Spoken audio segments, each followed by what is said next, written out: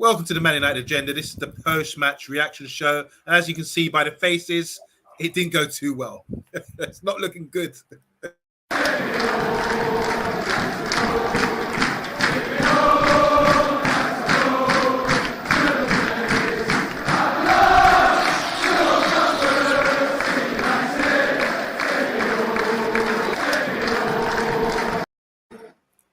Take me home. Yes, take us away from this misery, as they say. We've got a few representatives that we had. I think SHAH went there today. Thomas, as well, from the Man United Agenda, went and attended the game. It was a beautiful sunny day, and I feel sorry for them on their way back home. But in the meantime, guys, hope you're tuning in to the Man United Agenda. We're going to do a post-match review of this performance today. So I just want to go over, Mr. B, you did the watch-along, didn't you? Yep.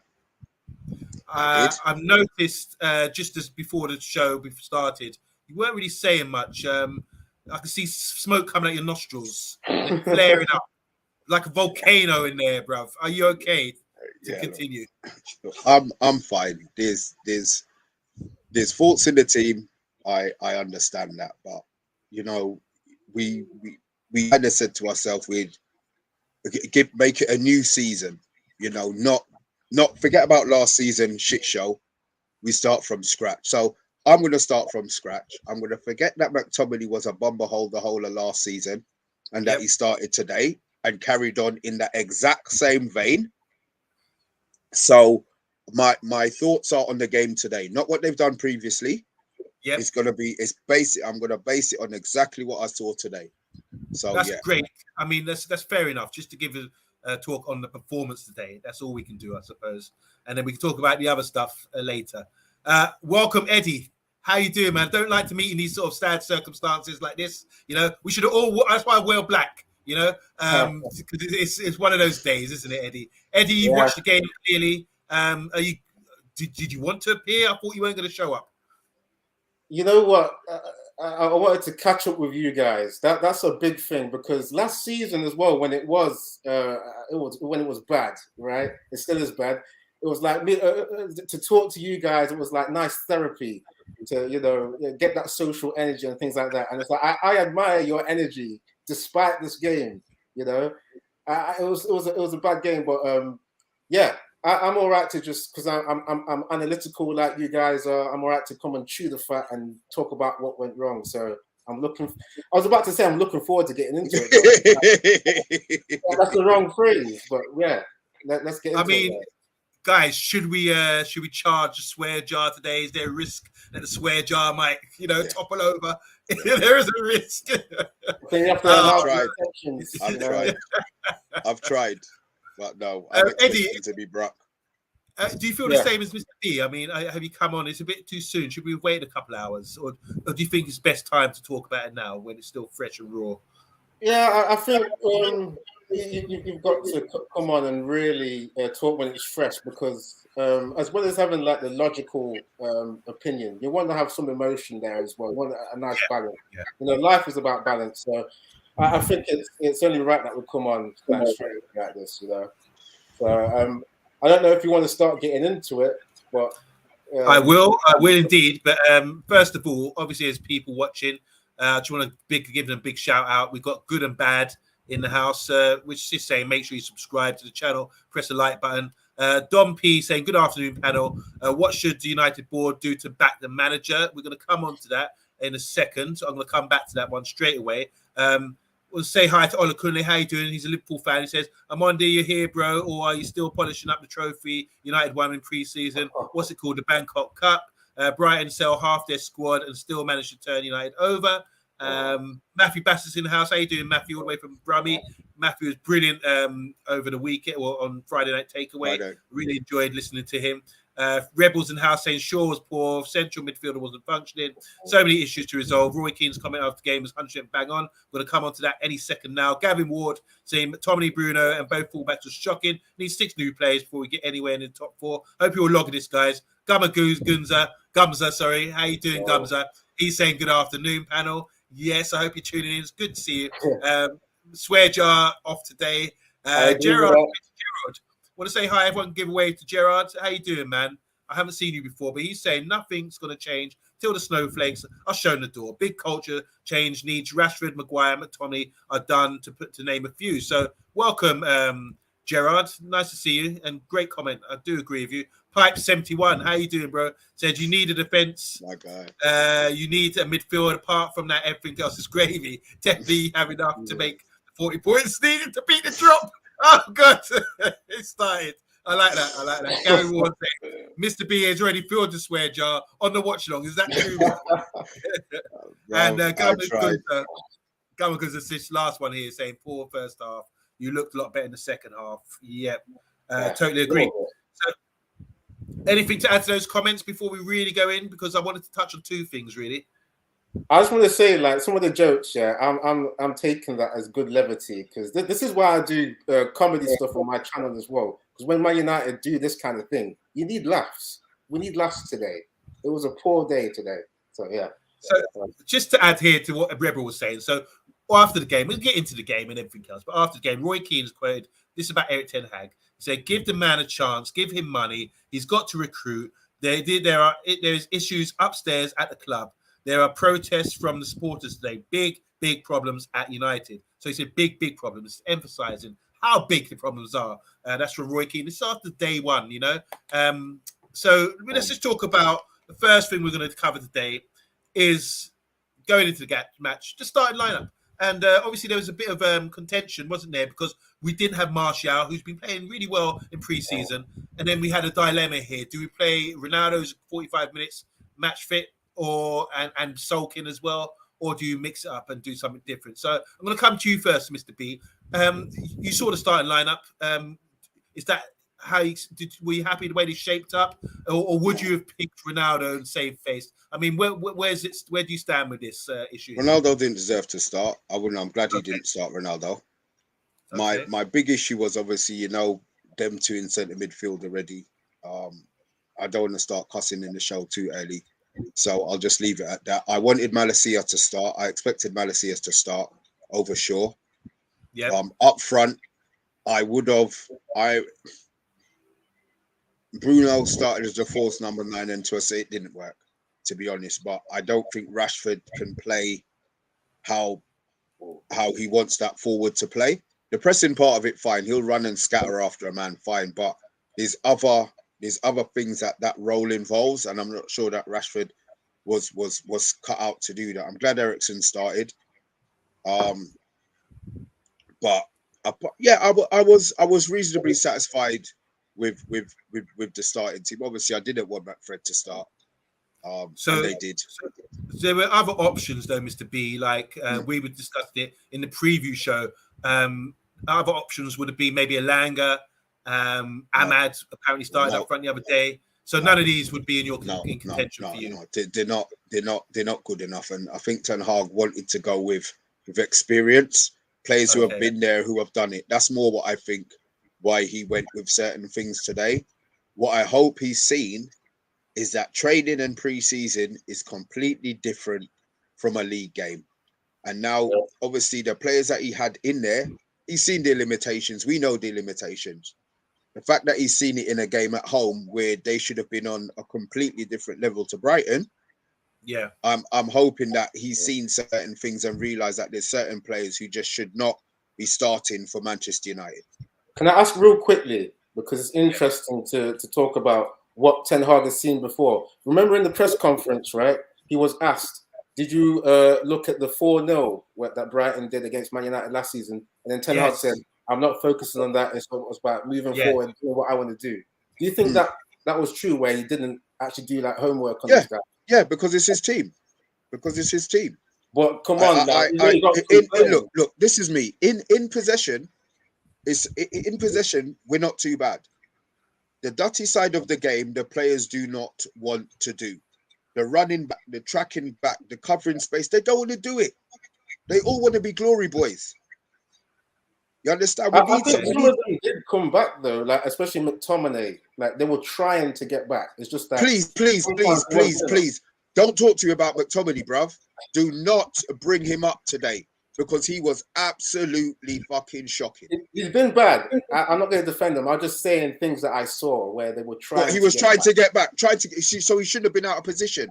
This is what Amondi's always saying. You get the position so you don't have to be running back. Why is he running back? Because he's looking for glory. He's not that player. He doesn't have that in his arsenal. So where the fuck is he going? This is the thing, though, because we saw in the game he was bombing forward loads of times. As my camera's gone. Am I back up? There we go. You're back. Yeah, sorry. Yeah, well, McTominay was clearly asked to bomb forward because you saw how many times he did it, right? Did you see early on when he created a chance for Bruno and he skied it? One of the early chances we created in the first half. So it's like that was. I don't think he took it upon himself to do that, but yeah, he wasn't really getting back. I mean, he got back sometimes, and then I think Fred was supposed to cover a lot, right? But I think I'm wrong on Fred really because I was bigging him up for trying to be that single pivot. And we saw him get exposed. The way he got pressed. I see him Monday, because you were saying Fred's not good enough. And yeah, in terms of consistency, I think that's going to be the thing. I thought in the first game, he was going to at least have a good game. Because remember under Ralph, he had a great game against Crystal Palace in the first game. We won that 1-0. I'm so tempted to jump in. Eddie, are you pushing my buttons on purpose today? I'm hosting. I'm supposed to be... No, that's what you no, you don't. You're not here to provide questions. All right, Eddie, I'm coming to you. Let's deal with the starting lineup. So the same question applies to you. So obviously, before the game, forget about the result and what happened in the game. But before the game, with the options that we had, how would you have picked the team? And you've got to consider as well the factor about Ronaldo. He hasn't played much, but he is Ronaldo. Apparently, he's one of the best players of all time, and he's on the bench, probably fit. He was in Portugal doing some training apparently. But there's an issue here. He wants to leave. He was disrespectful to the manager the other day, I felt, at the water break. And he's also just keep making a lot of negativity around the club. Martial was out. So how would you have started? What do you think about the starting lineup, Eddie? Strictly on that. Starting lineup, your thoughts about Ronaldo and the starting lineup and what you would have done. Right. So just first of all, we've got to clarify what the team was. What was it, a 4-2-3-1? Because it seemed to transition into different formations from that. We'll say it started in a 4. We'll say 4-2-3-1. Yeah, regardlless to the 4-2-3-1. Okay. There's 11 players out there. Whether they interchange and mix things up, what do you think? Well, I don't like I did a video before the game, and you've seen it on Monday where I'm just obviously I'm like a lot of people. I'm not liking the McFred combination. They sometimes have good games, but they don't really do it consistently. So if you're going to ask me how I'm starting the game, I'm trying to at least get Donny in there. If I'm Ten Hag and Donny is one of my football children from Ajax, it's really weird as to why he's not in that team where you could, I don't know, possibly. I mean, it's kind of all right to talk in hindsight, right? But maybe you could have gone with. I was going to say Fred at the base point of the midfield, but that's no, because he didn't look good today at the base. So maybe I'm not sure who could have played holding midfielder, but that's why we need a holding midfielder. This is the thing. This is why it's like, I'm finding it hard to answer this question because really we need a single pivot and 2 box-to-box midfielders. The box-to-box guys, I think that could be Eriksen and Donny. Eriksen, we saw how good he was in terms of passing today. And when Donny came on, he did some good one-touch stuff. Just need that guy to really be at the base of the midfield. So it's a hard one. Okay, let me answer this then. In terms of up front, I'm playing a striker because the false 9 stuff, we didn't create enough chances at all. When Ronaldo came on, we started to create a little bit. I think you guys remember when Ronaldo went to the wing to cross for Rashford. Like there was some nice interchange there. So I think I would gamble that I would have started Ronaldo, to be honest. Okay, but why would you start Ronaldo? Your manager, would that undermine you after everything's been going on? So you still would have started him, regardless of that. See, that's a big thing. You just said you were going to start him. So what's the reason for starting him based on everything that's going on around him at the moment? This is the thing, because you have to balance discipline between what would be best to get the result for the team, right? You have to. I mean, I hear what Omondi is saying in terms of, okay, what is it? Ronaldo was maybe has been a bit disrespectful, but then at the same time, he's not got the match fitness as well in terms of missing pre-season. You see, this is the kind of conundrum that this manager is having to deal with, and he should have. I'm really pissed at the DOF, man. They've got to be signing guys for Ten Hag. Yes, Ten Hag's going to come out and say to the media, "Okay, happy with the squad," because you don't want to compromise their morale. But it's like you're leaving them literally like in the dark with who we can pick.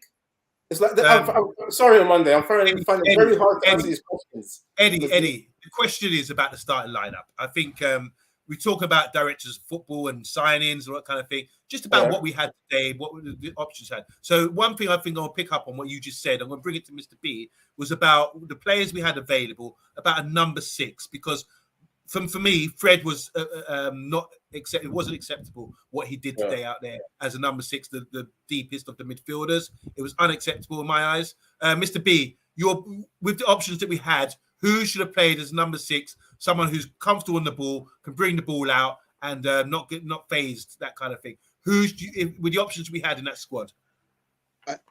I would have done Martinez. I see people in the chat for talking about Martinez. We bought him as a centre back. No, I wouldn't. I wouldn't have. Oh, right. Oh, thank you. Okay. No, I wouldn't. We bought him as a centre back. Let's not take the piss out of our team. I would have. Listen, bruv. I would have tried Donny. I'm not having either of Fred or McTominay doing that role. For 2 years, we've seen they can't do it. It's impossible for them to do. I would have played Donny. I would have tried Donny. I swear to God, I would have tried Donny. What about Garner? Do you think Garner? Well, I mean, the thing is, Garner didn't have the game time during pre-season, so I'm not sure that Ten Hag would have trusted him in that role. Iqbal, again, when he's been on the ball, picking up the ball from that position in pre-season, he's done well. But again, I'm not sure Ten Hag would trust him. But it might get to the stage where he has no choice but to throw these guys in, because certain players, I'm going to hope, are going to be playing themselves out of the first team and out of the starting lineup. Okay.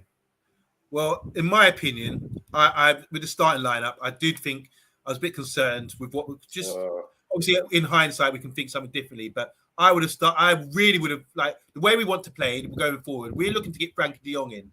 Now, Fred's nothing like Frankie de Jong, but Tommy's nothing like Frankie de Jong. They don't lack the quality on the ball and to be press resistant, to have good technique, to be able to distribute the ball. Eriksen can do it, but I've never seen him play as a number 6 consistently.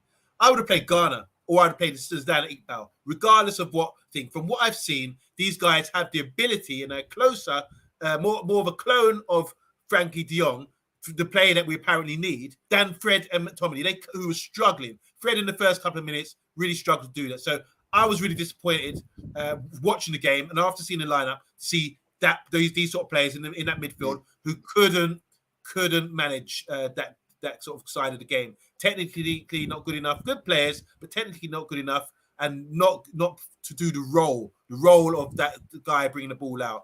And that's disappointing for me. So, and as regards to the Ronaldo or the striker situation, it's a tough one. I find this hard to answer. I think sometimes you have to save face and play the best players, maybe. I think Ronaldo, maybe in hindsight, could have started. But I understand there's a dilemma there, because you're the new manager. You need to sort of have your five commandments or your laws, and then suddenly you go and do something different. That would look stupid as a manager. So it's a tough one, real tough decision there. I mean, Monday, you're talking about De Jong. Bruv, we're not getting him. We're not getting him.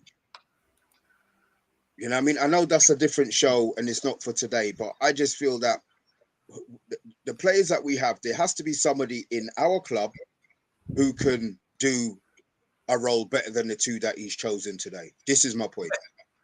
Yeah, agreed. So that's why I said Garner and Iqbal are closer to that model of the De Jong player that we're apparently signing.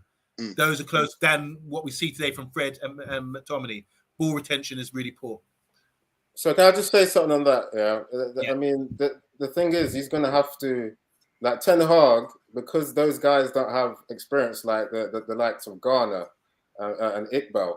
He's going to have to really work just work a lot faster to try and fast track these players to get in the team, because obviously the director of football is slacking And Mr. B said, it's for another day to discuss that kind of thing in terms of transfers. But this is going to break Ten Hag, because you can see what he wants to do, but the players just have too many mistakes in them. That's it. McTominay and Fred, too many mistakes. And other people too. I don't think one player played well, actually, to be honest. Maybe apart from Eriksen. I've got a few players I felt played well today, and we get onto that with the match ratings at the end, or we could during the show. But so starting 11, I think what we've established here, Mr. B, is that the number 6 issue or the 2 midfielders were disappointing, and we really, by losing today, we had to start looking at that position and saying they're not good enough. And also the issue about playing a striker when Martial was out, and we had Ronaldo, who's apparently one of the best players of all time, on the bench, that kind of thing, but saving face as a manager. So that was a dilemma. And I think in the end, the manager went with saving face, not saving face, but doing things by his book, and having a bit of discipline and not showing himself, making himself look weak in front of the other players. I don't think Ronaldo would have enjoyed it when we went 1-0 down, but there is people now taking pictures or showing him on the bench where he's like, as if to say, if I was on the pitch, that kind of, it wouldn't have happened. But who knows? We're going to move on anyway. We're going to move on to the most important question of the day, where it went wrong. Now, we've talked about the lineup. I'm going to come to you, Eddie. You with us? Yeah. My camera's kind of giving up, so I'll just be audio. Don't worry. As long as we can hear you, that's the most important thing. So let's just talk about the first half, how we set up, how it started. And let's just start. Let's talk about little issues here. Where did it go wrong for you? And if you pick up on something that's quite interesting, we might focus on that for a minute. Right. Let me just start off with a positive, because I need that just for my sanity, right? Yeah. And maybe some fans need it in the comments too. The first 10 minutes, did you see the possession we had? 80%. Yeah. Brighton had to drop back. They don't want to drop back, right? They like monopolizing the ball. They had to drop back, and they didn't know what to do. The amount of players that were bombing forward, like we discussed a little bit earlier, McTominay was getting forward. And I was like, okay, this could work like a bit like, how Man City were doing last season, where pretty much everyone is interchanging positions. You have sometimes Gundogan will end up as a striker, or Sterling will go striker, and all that stuff. And I was like, okay, we're going to do something. And then after that 10 minutes, Brighton slowly grew into the game. And then, okay, we'll come to the question at hand. What went wrong? When I started seeing Welbeck doing this run where he'd go into Martinez and then quickly make a diagonal run in behind Maguire, and we saw the lack of communication between Martinez and Maguire was there. It was glaring. And I'm sorry, Amanda, I've got to go in on your boy, because I'm thinking, if you're that captain defender, you've got to be marking the striker. He's done this before, like last season. He's allowed other defenders to be marking while he's just there in like a kind of free role, and everyone has to cover for him. For the first goal on Monday, I see you creasing your face, but for the first goal, we saw Martinez getting behind Maguire. Not Martinez. We saw Welbeck getting behind.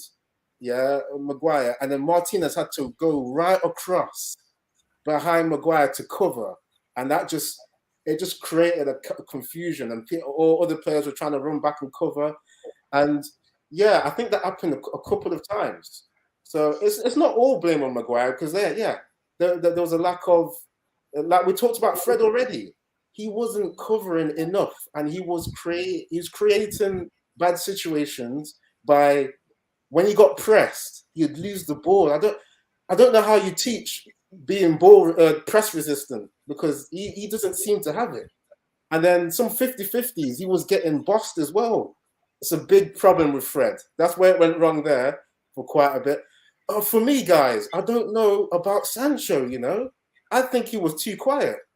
I don't think he was doing enough. But even though Rashford was doing quite a bit, he was losing the ball quite a bit, but I thought he was doing more than Sancho. I don't know what you guys feel about that. I'm going to stop you right there. I'm going to come to Mr. B on your last point there about Sancho, and then we can deal with the Harry Maguire issue that you said about Welbeck and marking. I would like to respond to that. So, Mr. B, talk about Sancho. Eddie's saying that he needs to do more. What's your view on that? Do you think Sancho had a bad game? Do you think No, he wasn't? Sancho did the ugly side of the game good, the chasing back. When he was on the ball, I think he probably could have driven at the player he was up against. Yeah. But I actually don't have a problem with what Sancho did today, to be honest. I think there's a lot more issues than Sancho. Sancho probably played to an instruction, and he's probably one of the few players who have the brain to understand what a manager is telling them. We got a lot of 3-star footballers at the club, and they need to get that attitude out of their head, my opinion. I thought Sancho was fine. Sorry, I just want to say I didn't think Maguire was that bad today.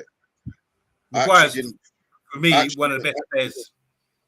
I might not go that far, but I don't think he was that bad today. I know you. That's why I want to go back to Eddie's point, because Eddie was trying to say that's why I want to go back to Eddie's point. But let's talk about Sancho. Do you think Sancho, because he was a bit quiet today, to be honest? Yeah, I think he could have driven. I think he could have driven more at the player. Forget he didn't play the last pre-season game, so maybe that match sharpness is not there. But he was okay. He was okay. I just played pre-season though. What at least 3 games he's played, doesn't he? Like played against Liverpool, played against Villa. Yeah, but I'm more thinking about that gap between the 2 games, at the last 2, because he missed the last one, didn't he? So that's like a 2-week gap. Okay, so do you think Sancho's not getting the ball in the right areas? Because obviously his game is positive about defensive. His game. Yeah, they're not finding him. Yeah, you're right. That's a really good point on Monday. That they're not finding him in the positions that he can hurt the opposition in. You're right. Right. Okay. Yeah, I think they did this quite a bit last season, where they choose the left flank. It's like that's what they've got to play down. Like it's like the players take it upon themselves sometimes. Because remember, they were doing that under Ole and Ralph. They would go down the left quite a bit and neglect the right side. It's a bit weird. Just to go on to Sancho, while we're on the Sancho, after I'm saying Sancho held width well, and our best spell coincided with Eriksen playing the role as a 6 and was able to switch it. So that's about Sancho getting the ball in the right positions where he can be dangerous, maybe. I thought Sancho was quiet today. I do agree with you, Eddie, but I don't think he had a poor game. I just think it's about the way Brighton really hustled and played really well and prevented him getting in situations where he can be dangerous.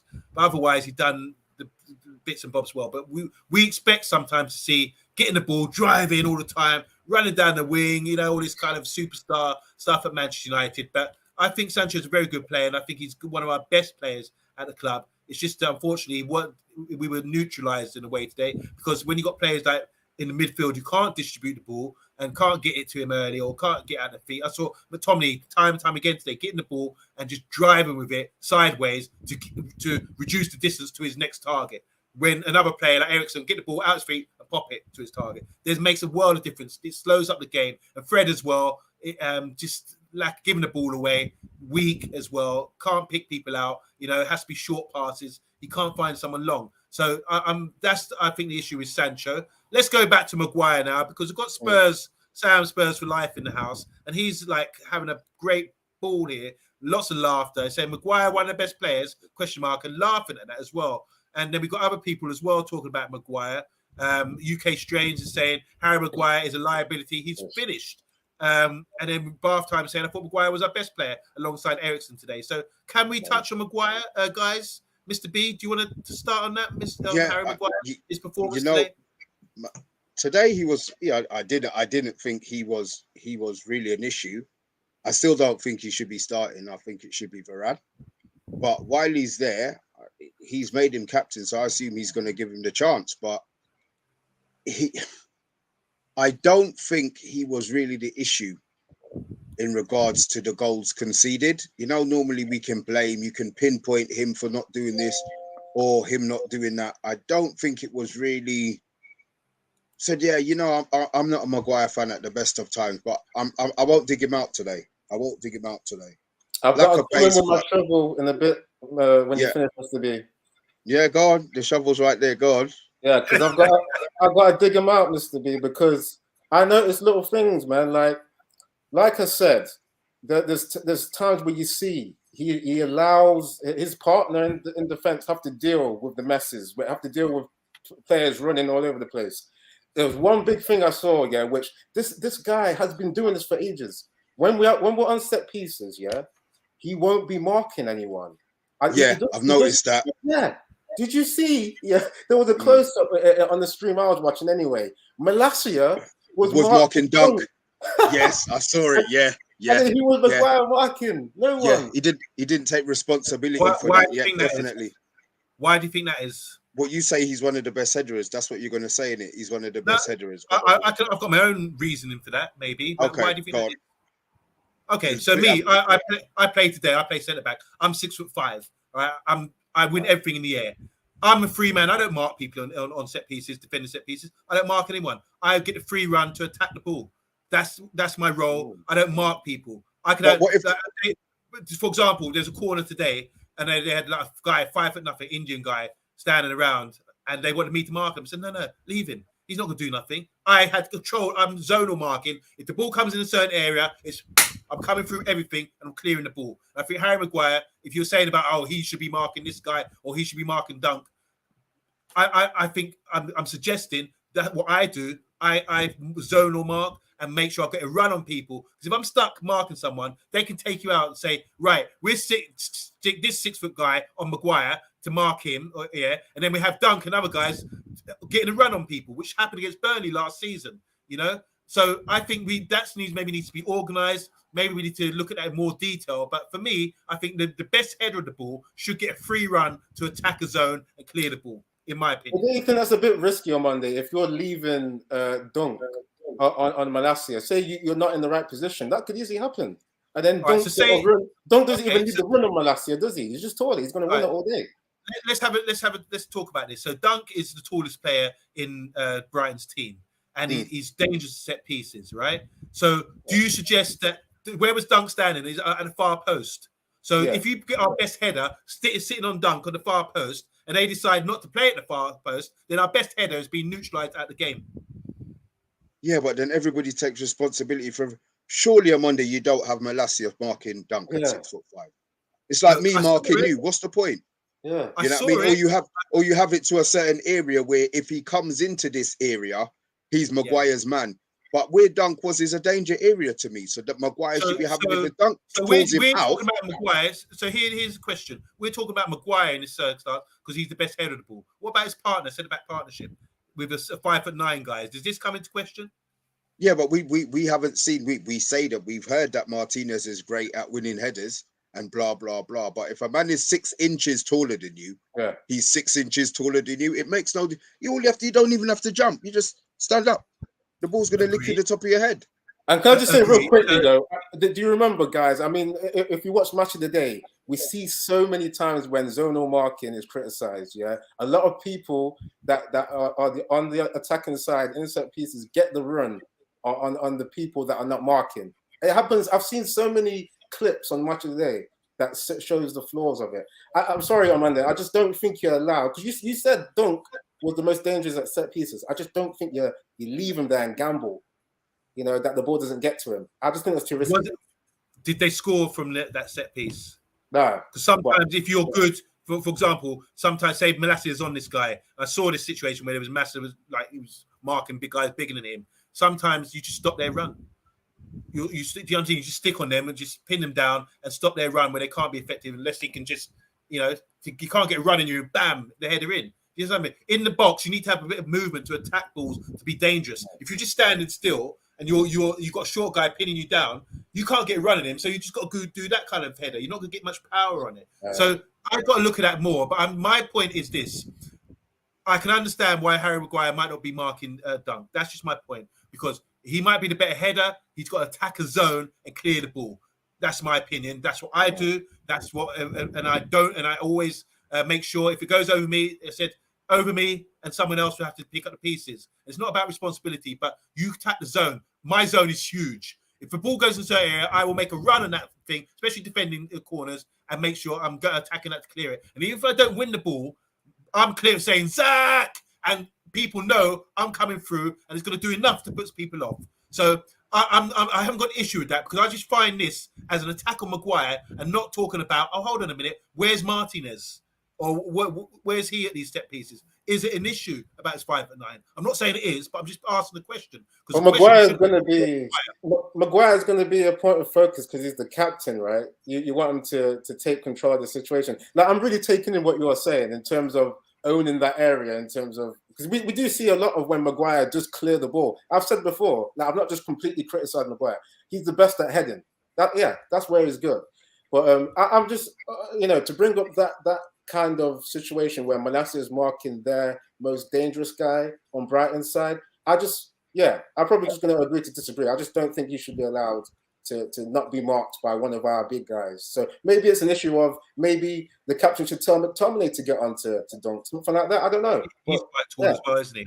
So just to on this point, we've got two comments here, differing comments. We've got one from Sam Spurs for Life, who's a coach and well respected. He's saying Maguire should be defending Dunk in all situations. He's not a leader, he's a fraud. Sorry, no banter, but it's time now. And just to back that up, from another coach who's well respected from the Army TV, that's Gunnar Gumza. He said, Omondi is right. You need blockers and let the big guys go to attack the ball. So do you see what I mean? Two different coaches giving two different opinions about something, which is great about football that we love to have a discussion about. But yeah, I don't want to stick too much on this. Oh, hold on a minute. Another one, random here. Omondi saying, Bartha saying, Omondi, what did you think about Martinez in defensive actions? Not on the ball. I was very concerned with what I saw. I think a couple of times he was a bit late, off the pace, maybe you could say, he's probably used to reading the game. I felt that it was quicker than he might have expected, a bit more physical than he might have expected. And in those defensive actions, like a couple of times, I was like, oh, if that was someone else, like Maguire, for example, he would get rinsed right now, which is why I say Maguire played really well. He's got a lot of learning to do, Martinez. Maybe he should have played Lindelof in today's game, just let him settle in a bit more. But I'm not going to be down on the guy. It's only one game. I don't want to be too down on him just yet. He sees a beast, and a couple of times I thought he was going to lose his head because he was going in for a tackle. I thought, don't do that, that, son. When he was on a yellow card. But we can move on about that. So those are the defenders. Can we just touch on? Can we say where it went wrong? Can we touch on the first goal, please? So the first goal, all I've written down on my notes is that Shaw was in two minds. First of all, we gave the ball away for them to counter us. And then we're in a vulnerable position, like we were last season, where we're supposed to be set up well and have that insurance of players behind the ball, but we lost the ball because the quality wasn't there. They've broken. Danny Welbeck crossed the ball across the 6-yard box, and where Shaw was running back, he was in two minds. He took the guy nearest to him and left the guy at the back post, and they scored. So is it a case of the midfield not being good enough, giving the ball away to allow the break, or was it a case of once they're breaking, we need to sort of make the right decisions, as in Shaw made the wrong decision there? Mr. B. Yep, I think Shaw made the wrong decision. I don't think he should be starting when we've got Malacia. I think Ten Hag knew there was an issue at left back. That's why he went out and bought a left back. We've got rid of Tellez. Obviously, he's not good enough. I feel that he should have been played Malacia. This is typical Shaw. He does this all the time. Even if he wanted to get back, there's a lot of times he can't just because of his body frame. So, I'm all for Malacia starting the next game and Shaw sitting it out for the next 5. Okay. What is your version of the goal there that we just described, Eddie, please? So you're talking about the first goal, right? Yeah. The first goal when Welbeck squared it across the 6-yard box, but go back a little bit and just see how it all broke down for them to get that break on us in the first place. So this is where you come back to the fact that the players are not good enough, because we saw there was a little transition here where Eriksen had the ball. I thought he was going to drive with it, but I don't think he's really known for driving with the ball. He passes it to McTominay, who tries to drive. And you think any better player that's supposed to be at a top club would successfully drive. And then because he's not got that finesse, he loses the ball. And you know what? I'm forgetting where Fred was, because I think Fred should be covering when people lose it in midfield. I don't know. I forgot where he was. Right. And then I want to get your view on this, Omondi, because like I said, for Welbeck, when he does the run off of Martinez in behind Maguire, I did blame Maguire a little bit because he doesn't know what's going on. And then, you know what? Actually, to be honest, I was thinking as well. Has Martinez communicated well enough with Maguire to tell him about the runner in behind him? I know things are going on in nanoseconds, but it's like you're supposed to have communication, aren't you? So for me, there's a lack of communication between the centre backs for Welbeck doing these runs, because it was causing them trouble for quite a bit of that game. So for me, it's the two set. I mean, I wasn't really looking at Shaw. For me, I looked at the fact that the runners weren't covered, because Welbeck really caused a big transition for that goal. So for me, it's the centre back. Remember, Welbeck was standing in between Martinez and Maguire. It's not like he span off behind one of the guys, or whatever. Maguire was in the right position. He was square on the back. Not like he wasn't.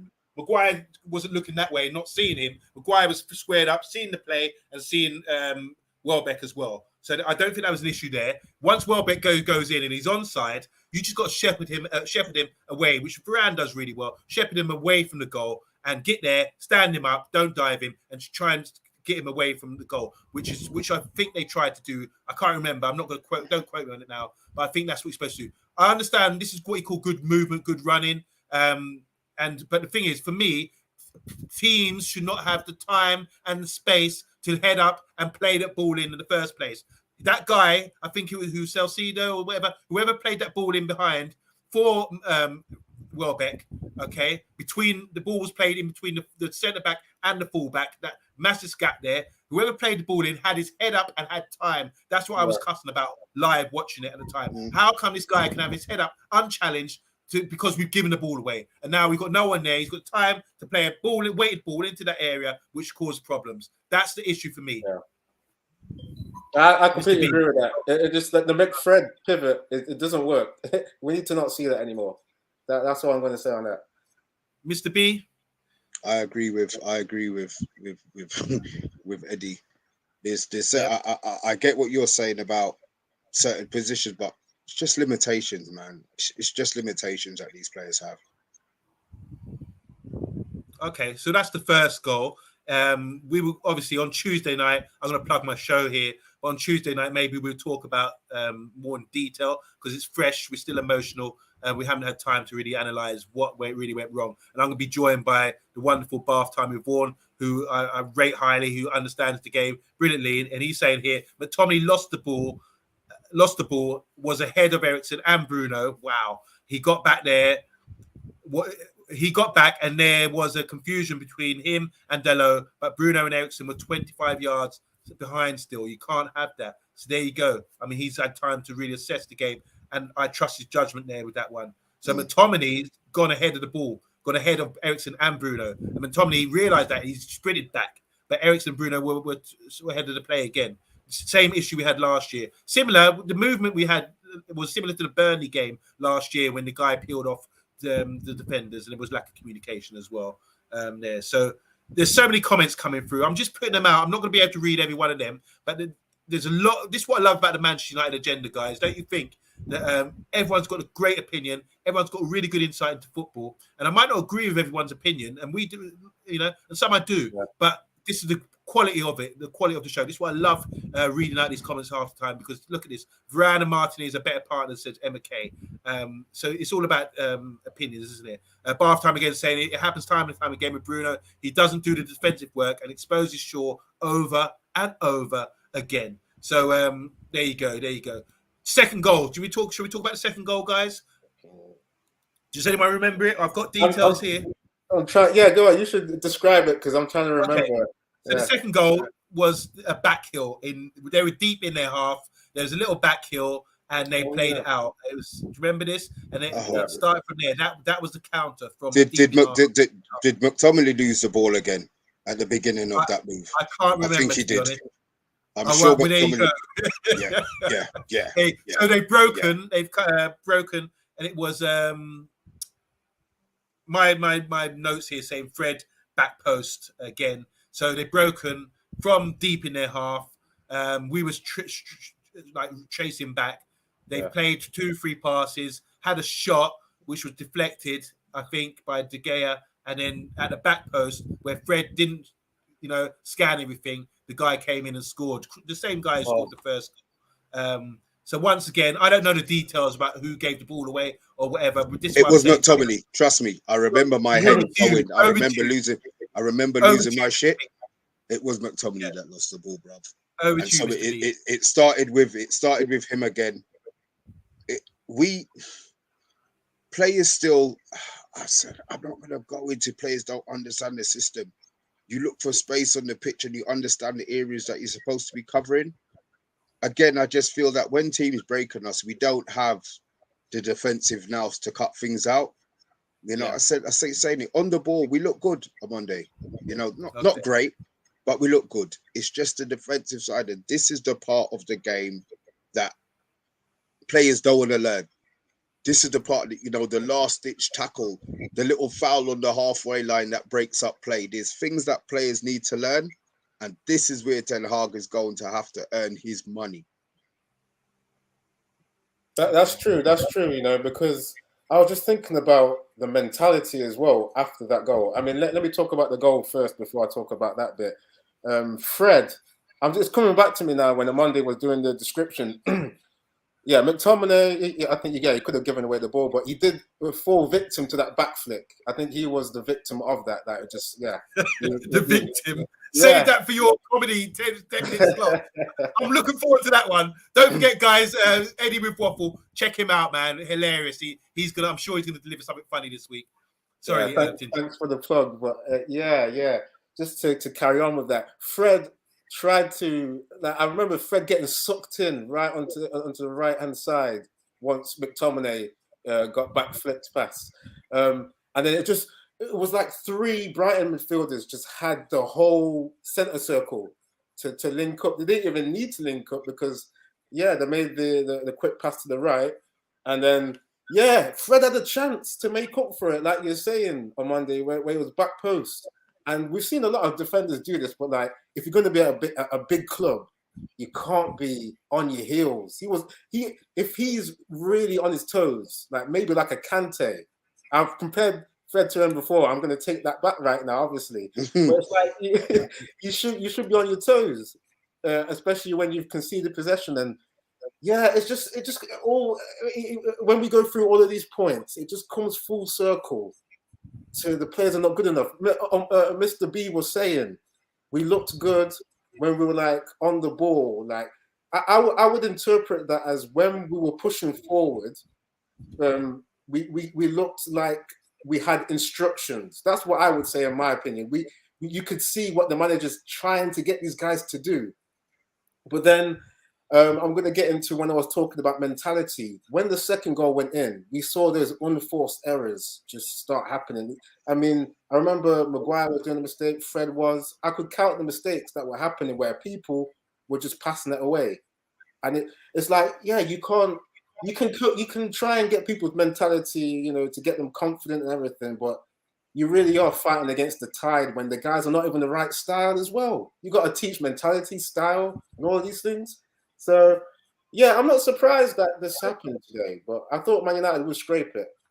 But not to go on a tangent, the second goal, it could have been avoided if we had people that knew how to cover the defence. And Fred and McTominay clearly don't know how to do it.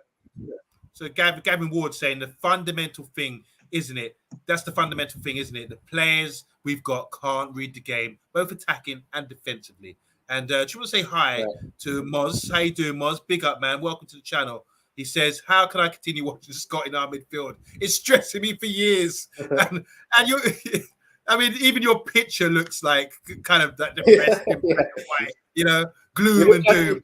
Welcome to the channel, bro. He looks like he's in therapy in that picture. Oh, God. He could join. There's a queue of us. For real, boy.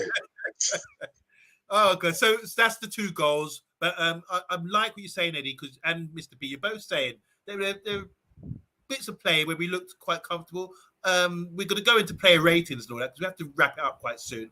And maybe in the player ratings, you could talk about what looked good, because we had a couple of debuts, Premiership debuts today as well, and Ericsson and Martinez. We're going to look at, I want you to just really focus. I know we're cussing McTominay and Fred for their mistakes today and their performance, but let's have a look at it and with more time. to discuss, where we've gone over things. Hopefully we'll see some changes in the first 11 next game, says Emma as well. So, all right, let's go to the next subject. And the last one for us which is match ratings. I haven't got a team sheet, but I'm sure we can work it out between us. Mr. B, I'll start with you and the goalkeeper. He conceded 2 goals, so you can't give him more than because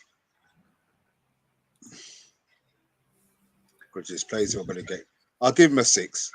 I know he conceded 2 goals. I don't think any of the goals were his fault, so I'll give him a 6. His distribution was a bit shaky. He was a bit hesitant a lot of the times. I wish he would just pass as he sees the pass. Yeah, but I'll give him a 6. Do you agree with that, Eddie? What do you think about De Gea today?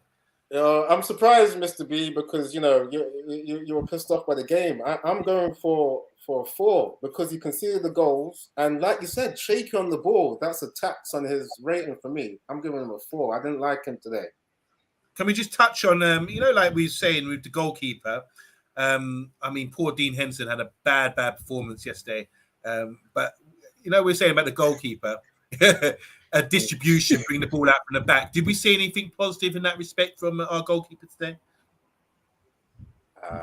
For me, nah, not enough. I mean, you did the easy passes where you got to pass it 2 yards. Right. But then when you're under pressure and you've got to spray it, some of it went out of play. I don't think that was good enough. Do you know what? Actually, yeah, now I think about it, maybe he does get a 5, So you've gone from a 6 to a 5. I'm looking at the times when he was under pressure, and he made himself under pressure because he waited too long to make the pass. Yeah. So he invited the players onto him, and then twice I think he kicked the ball out directly out to the left-hand side of the pitch. Yeah. No, I'm going to keep this. No, I will keep the 6 because there's some marks who I don't want to be 1 mark lower than things. So yeah, it'll be a 6. So Gavin Ward's also saying a 6. We'll go straight to the fullbacks. We've got Dalot and Shaw, and then Malacia came on late in the game. So Dalot and Shaw. Mr. B, do you want to start us off again? 5-5. I mean, Dalot, defensively, he doesn't have a clue. Shaw, I just don't think Shaw should be playing. So I'm going to give them both a 5. They did nothing. And Malacia, he got skinned by Lamptey, didn't he? Yeah, but listen, man, he's fresh to the game, and then he fouled Lamptey afterwards. So I'll still give him a 6. I'll give him a 6. It was 1 time. Over to you, Eddie. I'm really feeling negative, guys. I'm sorry, but I'm giving. Let us have it. Go on. Yeah. Dalot, I thought he didn't really connect enough with the centre backs when they're trying to play out from the back. It seemed like he just going and hiding. So him a 4. Sure, there was points where he was like just lost concentration, and I remember what Mr. B was saying in terms of just switching on when you need to, in terms of using your frame to get back, and he did look sluggish. So a 4 for him as well. Okay, so just going to the comments here. Flex Felix is saying 4 for Dalot, and Shaw got 5. Both 5 for both, says Viking Red, because he already gave us a 5 up here. And we've got Anthony saying 5 for the whole team. So why do we bother? Should end it there. So Mo here again. Welcome, Mo, man, and cheer up. Put some colour in your photo, please, for next week. Shaw, he's saying Shaw was terrible. I gave him a 4. Dalot was a 6. He was okay. And 4 for both, says Gavin Ward. And finally, Pat Lawless saying Shaw gets a mighty bucket. I mean, a 3.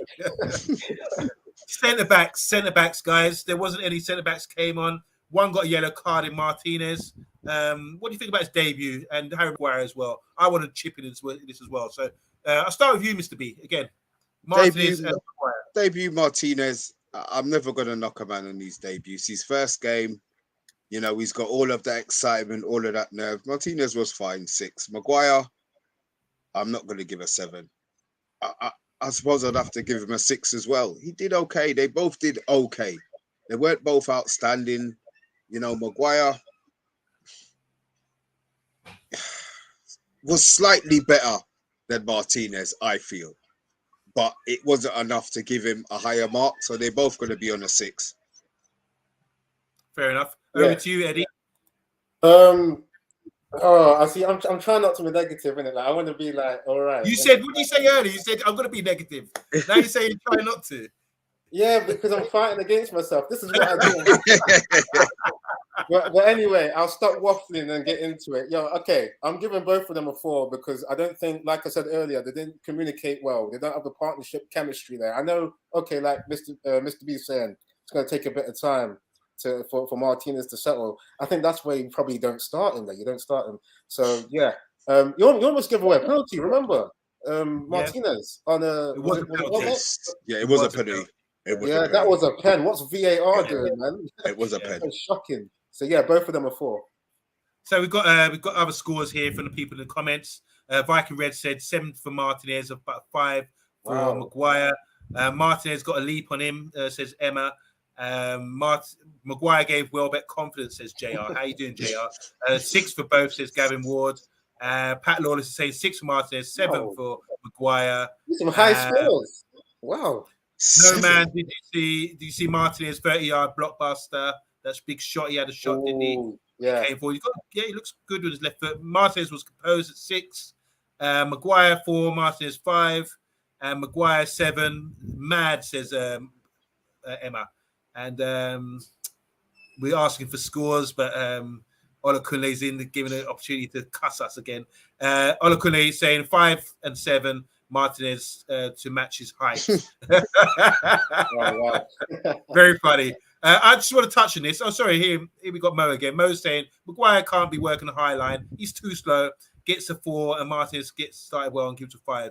Here's my view on this. I think Martinez, for me, gets a 4. He wasn't good. This is a debut, and I'm going to be brutally honest. I don't think he was good enough. He was a bit out of his element a little bit today. I think he's a great player there. He tries hard, but he's on the verge of getting sent off with his mentals. Luckily, his mental slowed down. At last minute, I think he could have gone in brutally on a couple of tackles because he was losing it. And you do that when you know you're having a poor game. And I think from the penalty as well, I have to give him a 4. He's got to understand, you've got to stand up. Don't dive in like that because this is the Prem now. It's a big league. And, you know, obviously he's got to learn the hard way. Maguire, I'm giving him an 8. I thought Maguire was fantastic today. Shall I tell you why? Yeah, please. Okay. For the way we were and having to be the way we set up today and the goals weren't his fault, in my opinion. I thought he led the line. I know you said about Welbeck getting in behind him, whatever, but he stood him up. Still, there was other phase of play to go there. I thought he came forward well. Good. He played some good crossfield balls, long, like 60, 70 yards to feet or into the space for the players. I thought he's a good presence in there. Won his headers. Had some really good blocks. This is the same player. I saw a stat on there earlier who was the most successful for blocks and clearances last year as well. So here we go again with the same old Maguire as an 8. Yes, it's an 8, Matthew Bassett. You can read that. I'll say it again. It's an 8 for me. I thought he was one of our better players with a couple of others as well. So that's my opinion on it, and I can evidence that, and I think I will on Tuesday night as well for you guys. Thanks for doing the comments. If you continue for me, Mr. B, while we go through. McTominay, Fred, and Bruno. We're doing a 3-man midfield. I'm going to start with you, Eddie, on this one. McTominay, Fred, and Bruno. Yeah, McTominay a 4. I mean, he did try to drive forward, didn't create that much. Maybe had one chance, lost the ball for a goal, not good enough. Fred, I'm giving him the lowest score, a 3. I was really disappointed because, you know what I mean, like I said, I've tried to compare him to Kante in terms of his energy. I feel stupid now because the guy, the amount of mistakes he makes under pressure and not under pressure is way too high. So yeah, 3 for him. And he said Bruno a 4. I just felt he what do you call it? He wasn't really composed, and he's not really that type of player that is composed enough. So he really needs to adapt his game to the system and really conduct the attacks a bit better. It wasn't good enough for me. So 4 for Bruno. Okay, you heard him, Mr. B. Go ahead. JR is asking if you've had a stroke. With the mark that you've given, he just wants to know if that's real. A stroke of genius, because I'm seeing. Wow. Eye test. Tuesday night. Yo, OMONDI, you are quick. The way you flipped that was nice. Stroke of genius. That's good. I don't know, boy. I don't know. Right. I'm giving McTominay a 3. I'm giving Fred a 3, and I'm giving Bruno a 4. And I'm going to be honest, McTominay and Fred got the extra mark because they both took the knee. They are Wow. yeah. Okay. Wow. Straight face. He's totally serious as well. Oh, Mr. B. Mr. B. Yeah, Wow. I agree with you. Nothing more than a 3 for me with these 3 players. I'm really disappointed with Bruno today. I think some of his stuff is mental, decision making, shooting, crosses. You know, there's a guy that we're going to come to next that blew him out of the water on the same pitch. You know, that would be Eriksen, but nothing more than a 3 for those 3 guys. Eriksen, can we just touch on Eriksen and Sancho, please, before we go to Rashford? Eriksen, I think Eriksen was our best player. Okay. I think Eriksen was our best player. I'm going to give Eriksen a 7. Sancho, I'll give a 6. I said I thought he was decent. He could have attacked more, but Eriksen played with his head up. Every time he picked up the ball, all right, he wasted a couple of passes, but it was only a couple compared to everybody else. He was always probing. Somebody in the chat made a comment about him needing runners for him to find. We didn't have the runners when he had the ball, so he had nothing to find. But Eriksen for me was definitely man of the match. And I would give Sancho a 6. Over to you, Eddie. I found it weird. We talked about it a bit earlier. Why Eriksen was like at times deeper than McTominay. It was a bit weird. But coming to like just assessing his performance, Eriksen with the passing, I'd agree. Eriksen was good, but I'm still going to give him just kind of an average score. I'm going to give him 6. Yeah, that's the highest score I'm giving. By the way, it's just 6. Good passing. You see the range of passing that he can do when he switches it from one wing to the other. It's really good. And then Sancho, yeah, like I said, too quiet for me. And when Mr. B was saying he's got to drive up players, that's what I say every time for this kind of guy that we're paying, what is it, 70 million for? I don't think he did enough, not aggressive enough. So I'm giving them a 4. Okay, so for me, Sancho, I'm going to give Sancho a 5. I think he would feel disappointed himself. I'm not dissing him. I love him as a player. I think there's a lot more to come from Sancho if the system's right and he gets into the right areas and where he can be effective. I like his work rate as well. He's trying out there. As for Eriksen, I'm giving Eriksen an 8. So Maguire and Eriksen, 8 for me. They're 2 of the best players. Eriksen, there was a ball he played for Rashford. Rashford couldn't get on the end of it, but he should have. Early, I think maybe it was in the first half, pinged it. I mean, I wish I could ping a ball like that, right to feet, right into his space, into his stride. All Rashford had to do was just finish his dinner.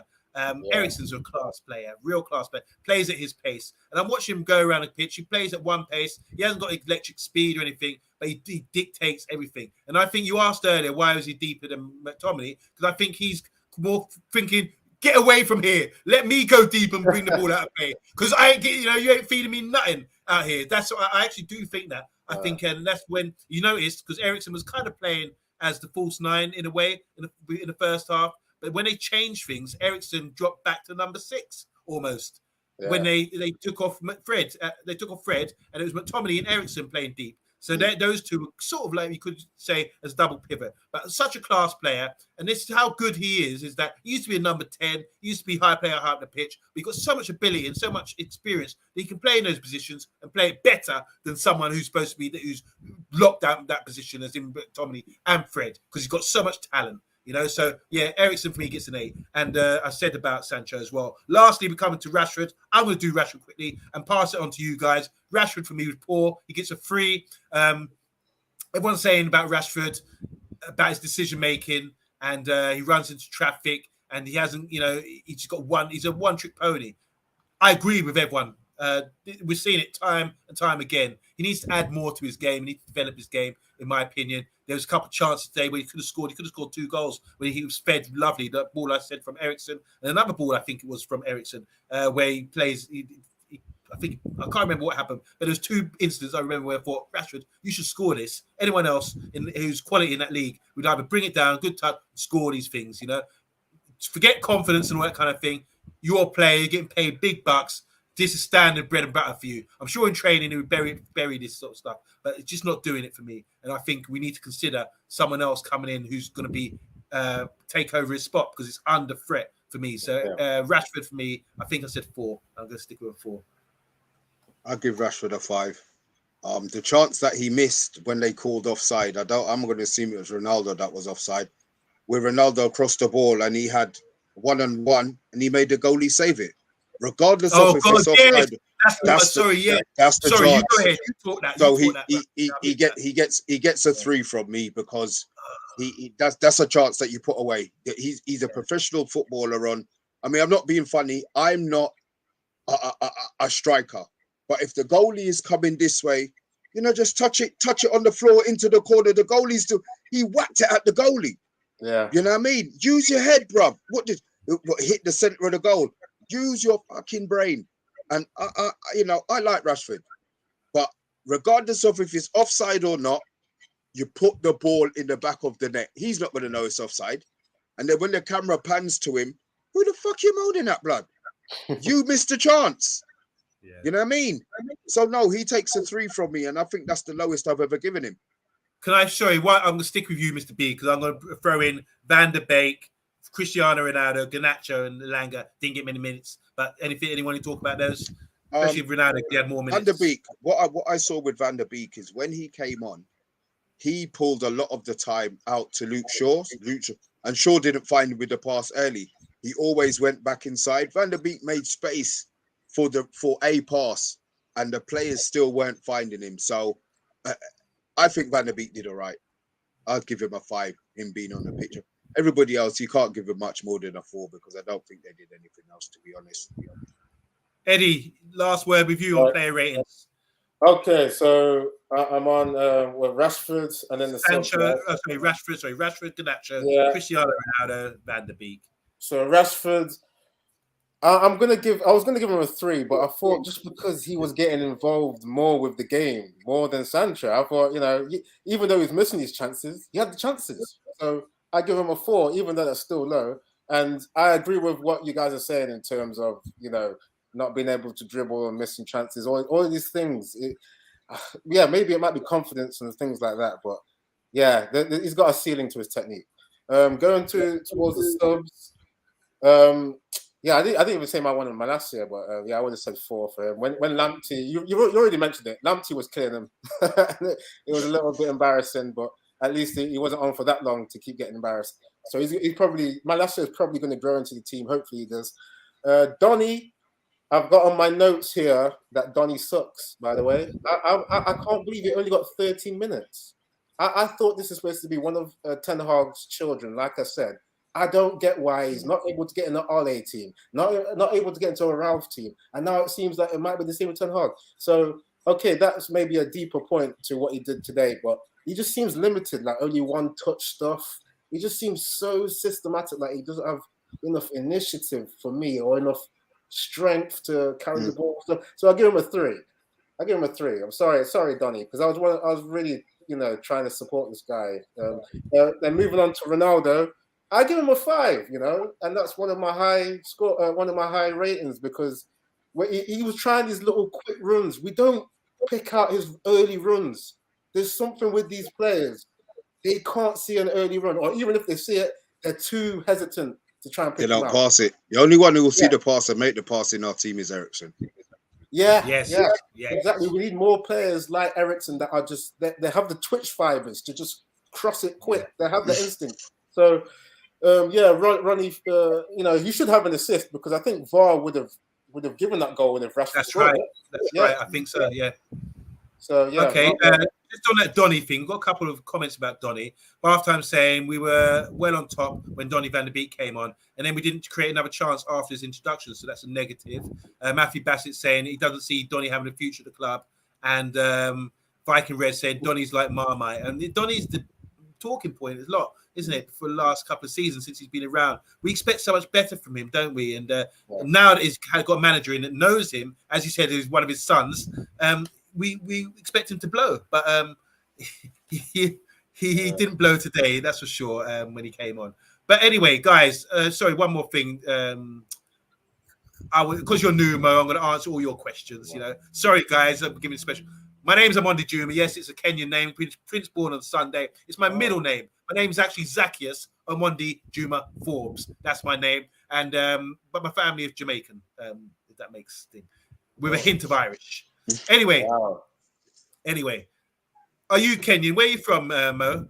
Mo, let us know where you're from. And while we're here, guys, I just want to say it's the end of the week. It's disappointing, but we got shows galore. Oh, big up, man! Big up from Kenya. And big up to the athletes that have done well at the Commonwealth Games and the World Championships recently. And I'll be doing a show on Thursday night about athletics. That's on Thursday night on FTB Sports at 7 o'clock. But anyway, we've come to the end of the week. It's been a week full of shows and everything. And to end like this is really disappointing. I didn't want to be like this. And I'm sure Mr. B didn't either, because Mr. B does take a show on Friday nights. Eddie's always a guest on here. And guys, if you like Eddie, give him a shout. Obviously, go to Eddie Waffle. Sorry, what is it called again, Eddie? Eddie's Football Waffle. Eddie's Football Waffle on YouTube. That's WAFFELE. And check out his little summaries he does. Little nice short 10-minute videos, which will give you a lot of belly laughs. And we need that right now, don't we, Eddie? Definitely. Thanks for the plug again. Thanks for that. Of course. Thanks for coming on. We really love you. Appreciate you for your great insight into the game.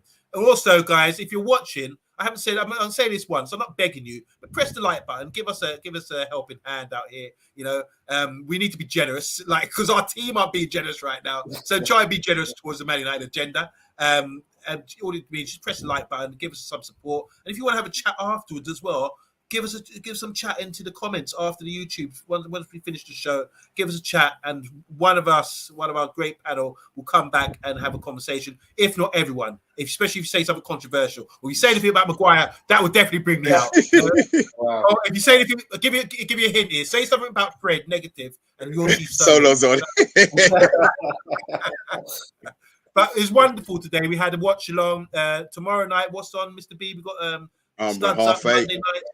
Yeah, that'll be. I think that listen, whatever news comes on tomorrow, but I'm sure today's game will be brought up tomorrow.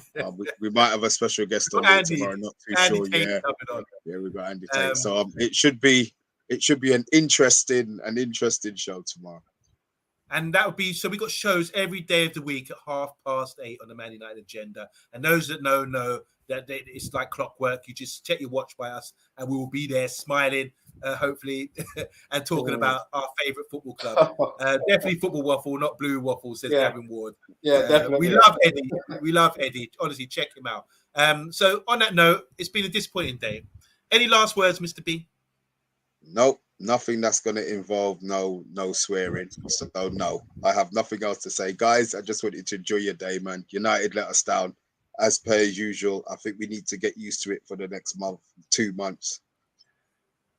Eddie, can I just say one more thing, because obviously the team is bad. Yeah, if Ten Hag by any chance is watching, can you get that guy you call the DOF to get you some midfielders?